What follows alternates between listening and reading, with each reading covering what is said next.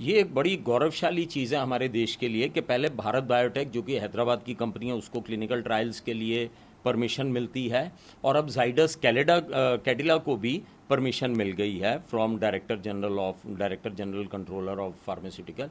ये एक बहुत अच्छी बात है, बहुत अच्छी डेवलपमेंट है। मैं ये बताना चाहूँगा, विश्व भर में 110 कंपनीज या इंडिविजुअल्स ये लगे हुए हैं वैक्सीन बनाने में, और हिंदुस्तान के अंदर जो हैं ये लगभग आप समझ लो कि 7-8 ऑर्गेनाइजेशंस हैं जो लगी हुई हैं, लेकिन जिनमें से 2 को ह्यूमन ट्रायल्स के लिए पास कर दिया गया है। ये बहुत बड़ी बात है।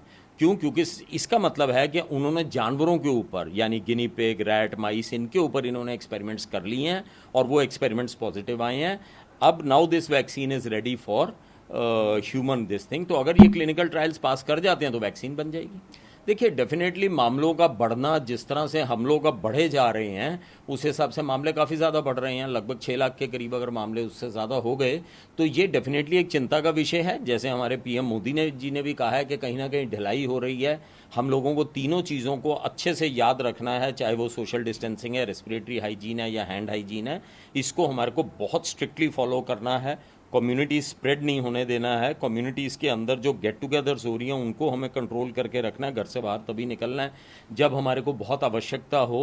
वर्क फ्रॉम होम करें, वेबिनार्स वगैरह करें। इसका मैसेज ये है कि हम सबको जागरूक होना बड़ा ज़रूरी है। तो चिंता का विषय है। मामले जो बढ़ रहे हैं उसकी एक वजह यह भी है कि हमने टेस्टिंग काफ़ी ज़्यादा हमारे देश में बढ़ गई है। तो टेस्टिंग बढ़ गई है तो ज़्यादा, तो ये एक पॉजिटिव चीज़ है। टेस्टिंग बढ़ रही हैं तो ज़्यादा केसेस भी डिटेक्ट हो रहे हैं, लेकिन मामले बढ़ने के साथ में चिंता का विषय तो है। लेकिन एक चीज़ अच्छी ये भी नज़र आ रही है कि as compare to the western world हमारे यहाँ पे मोर्टेलिटी यानी मृत्यु की जो दर है वो कम है।